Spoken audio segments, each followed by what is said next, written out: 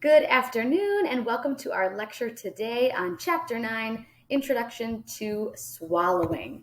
So today we are going to talk about terminology and also introduction to swallowing phases. And I'm sure we have all experienced this in our lifetimes. I want us to start with a quick discussion about this occurrence. Have you ever been eating or drinking something and it suddenly goes down the wrong pipe?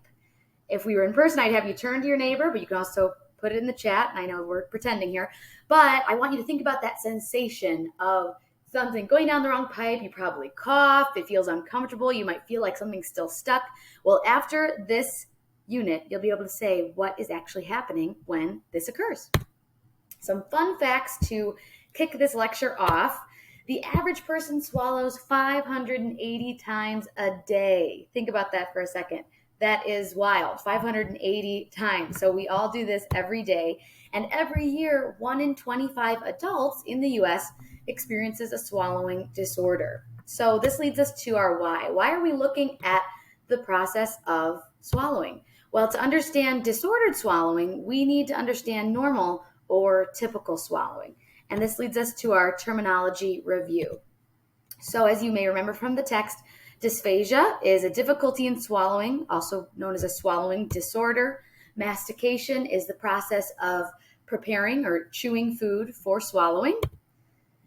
Deglutition is another term for swallowing. And then a bolus is that small mass of chewed food or liquid. And aspiration is when food or liquid enters the airway past the level of the true vocal folds and into the lungs, which is not good. We do not want that to happen. Also, some terminology of basic anatomy of swallowing, which you may recall from the text. We've got our mouth, our lips, our teeth, our tongue, the pharynx, which is the soft palate or velum, the larynx, and the epiglottis, and then also the esophagus. And you can see the little purple bolus in there too.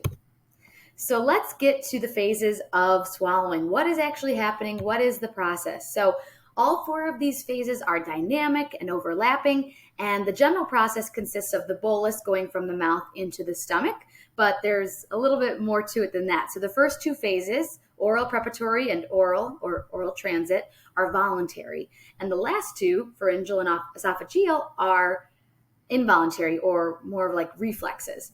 And so I want to just talk you through what happens when we swallow. So oral preparatory, you take a bite of something, food is sealed in the mouth, your teeth start to chop and grind the food, the tongue brings the bolus together and it presses the bolus against the hard palate.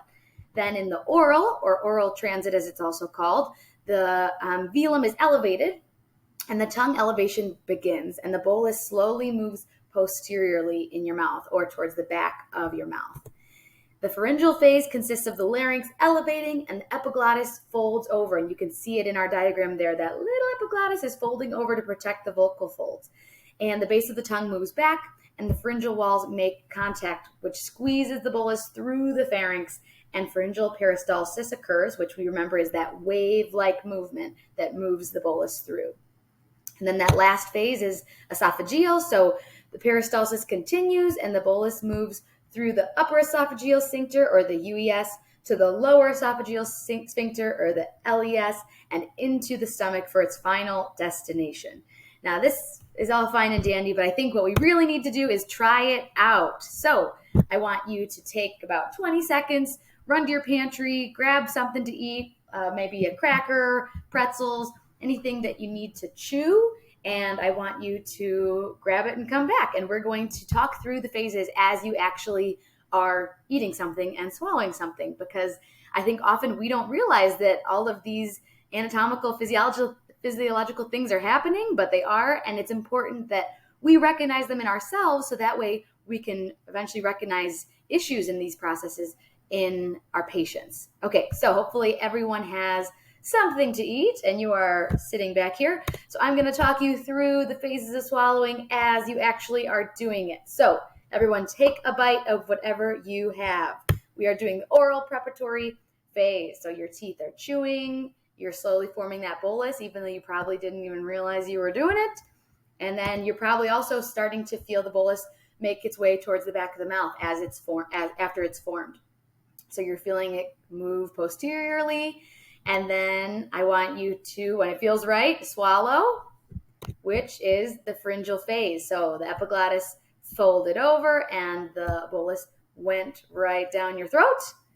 And as we speak, the esophageal phase is happening, and that peristalsis is going to be moving that bolus into your stomach. So I know that's pretty wild that we just went through. You feel free to keep on taking more bites and kind of thinking through this process, these phases as you chew, and then eventually swallow. And this will lead us into our next segment, which is swallowing disorders. So stay tuned.